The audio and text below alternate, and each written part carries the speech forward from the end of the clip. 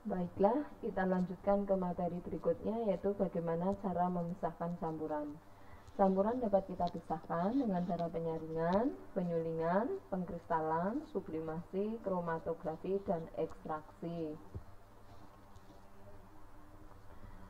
Untuk penyaringan adalah metode pemisahan campuran berdasarkan perbedaan ukuran partikel campuran tersebut.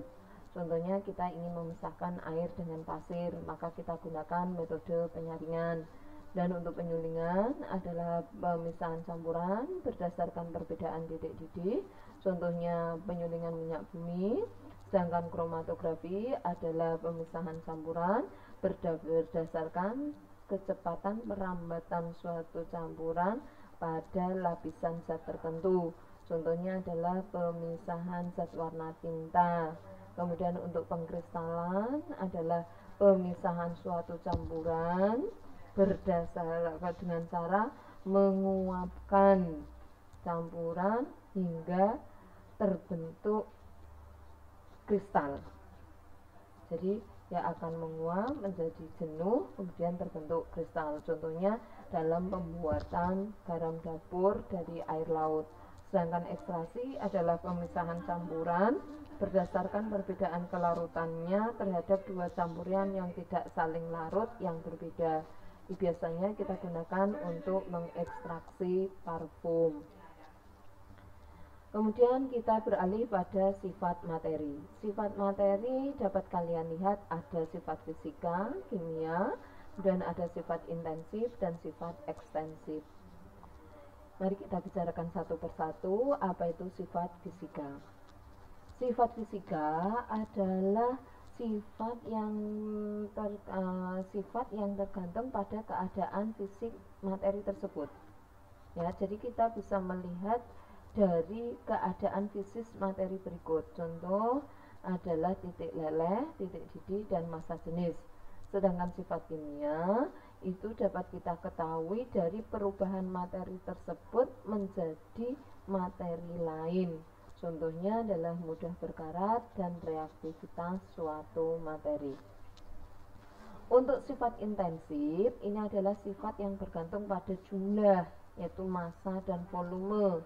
Sedangkan sifat ekstensifnya itu sifat yang tidak bergantung pada jumlah, yaitu warna dan massa jenis. Nah, tadi kita sedikit menyinggung tentang perubahan materi. Dalam kehidupan sehari-hari, kita senantiasa menemui berbagai macam perubahan, baik perubahan itu kita sengaja maupun terjadi secara alami. Perubahan materi dapat kita golongkan menjadi dua, yaitu perubahan fisika dan perubahan kimia. Perubahan fisika mempunyai ciri-ciri. Yang pertama itu bersifat sementara, tidak menghasilkan zat baru. Kemudian yang berubah hanya wujudnya.